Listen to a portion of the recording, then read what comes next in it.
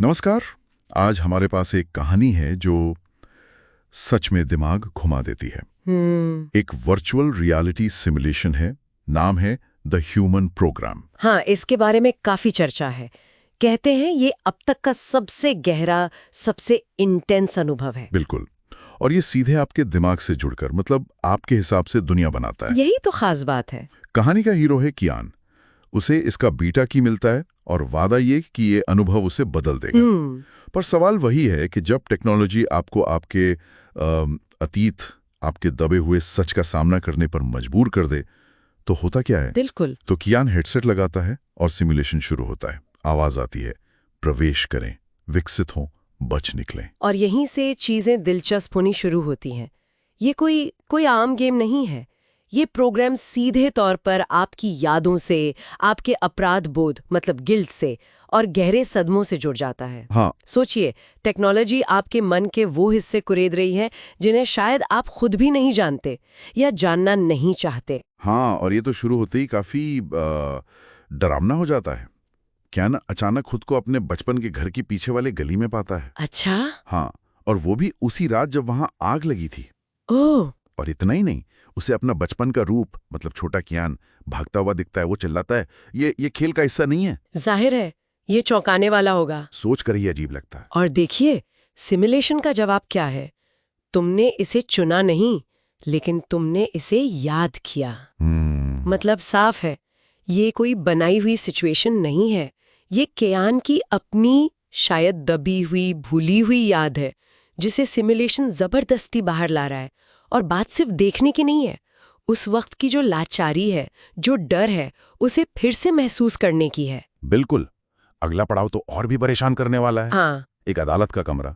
अदालत। हाँ, पर जज गायब है। दीवारें शीशे की हैं और मेज पर एक फाइल रखी है जिस पर बड़े लाल अक्षरों में लिखा है गिल्ट, अपराध बोध। बाप रे। फाइल में उसके दोस्त जे की दुर्घटना की तस्वीरें हैं। जे की मौत हुई थी और कियान खुद को उसका जिम्मेदार मानता है। क्यों? क्योंकि कहानी के हिसाब से उसने जे को नशे में बाइक चलाने से रोका नहीं था। ओह, ये तो भारी गिल्ट है। और फिर हद तो तब हो जाती है जब जे खुद उसके सामने आ जाता है। सिमुलेशन में? हाँ, सिमुलेशन में। और जे कहता है, तुमने गाड़ी नहीं चलाई पर तुमने मुझे गिरते देखा। ये तो सीधे अपराध बोध का सामना है।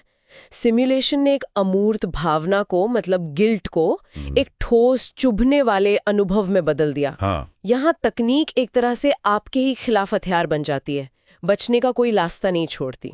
लेकिन क्या इस तरह जबरदस्ती सामना करवाना सही है या ये सिर्फ क्रूरता है? यही तो बहस का मुद्दा है। शायद सिमुलेशन का मकसद आराम देना है ही नहीं, मकसद है सच से रूबरू करवाना, चाहे वो कितना भी दर्दनाक क्यों न हो। ये दिखा रहा है कि आप भाग नहीं सकते, आपको सामना करना ही पड़ेगा। और ये सामना और भी मुश्किल हो जाता है। कियान को बताया जाता है कि वो सिमुलेशन में 3 बार मर चुका है। 3 बार? हाँ, और ये कि सिर्फ एक ही कियान बच सकता है। मतलब? तभी उसका एक दूसरा रूप सामने आता है जो ज्यादा आत्मविश्वासी है, ज्यादा निडर, शायद वो हिस्सा जो अपराध बोध से आजाद है। अच्छा, जैसे पर्सनालिटी का विभाजन। हाँ, बिल्कुल। और फिर वे आपस में लड़ पड़ते हैं और हर चोट के साथ कियान को अपनी पुरानी दर्दनाक यादें स्क्रीन पर दिखती हैं। आग वाली रात, जे की दुर्घटना। ये असल में अंदर की लड़ाई है जिसे बाहर दिखाया जा रहा है। हम सबके अंदर कई हिस्से होते हैं ना, एक वो जो हम दुनिया को दिखाते हैं और एक वो जिसे हम शायद छुपाते हैं या जिससे डरते हैं। सही बात है। सिमुलेशन बस इसी अंदरूनी संघर्ष को एक बाहरी लड़ाई का रूप दे रहा है। ये दिखा रहा है कि जिसे हम दूसरा या बुरा हिस्सा समझते हैं वो असल में हमारी ही कोई अधूरी कहानी है जिसे सुने जाने की जरूरत है। तो ये लड़ाई असल में खुद से ही है। बिल्कुल, खुद के ही 2 हिस्सों के बीच। आखिरकार कियान एक गलियारे में पहुंचता है। सामने एक आईना है और आईने में जो उसका अक्स है वो उससे अलग होकर बाहर आ जाता है। एक और कॉन्फ्रंटेशन। हाँ, एक और लड़ाई, पर इस बार तलवारों या घूसों से नहीं बल्कि यादों और दर्द से। एक तरह की मानसिक लड़ाई। और फिर लड़ाई खत्म होती है और कियान अपने अक्स को छूता है और कहता है, तुम दुश्मन नहीं हो, तुम बस मेरा वो हिस्सा हो जिसका मैं सामना नहीं कर सका। वाह। और इतना कहते ही वो अक्स गायब हो जाता है। यही कहानी का निचोड़ है। आत्मस्वीकार, सेल्फ एक्सेप्टेंस। वो जिसे दुश्मन समझ रहा था वो उसी का एक अनदेखा अनजाना हिस्सा था। जीत डर या अपराध बोध को हराने में नहीं है, बल्कि उन्हें अपने वजूद के एक हिस्से के तौर पर अपनाने में है। खुद को पूरा महसूस करने की तरफ पहला कदम। बिल्कुल। तो सिमुलेशन खत्म होता है, कियान हेडसेट उतारता है, वो वापस असल दुनिया में है। कमरा शांत है, वो आईने में देखता है, उसका अक्स अब सामान्य है, शांत है, पूरा है। लेकिन तभी पीछे दीवार पर एक टेक्स्ट चमकता है, तुम पास हो गए, लेकिन क्या तुम बदले? बड़ा सवाल है। हाँ, कियान के पास इसका जवाब नहीं है, पर शायद पहली बार वो जवाब ढूंढने के लिए तैयार है। तो ये कहानी हमें कहाँ लाके छोड़ती है?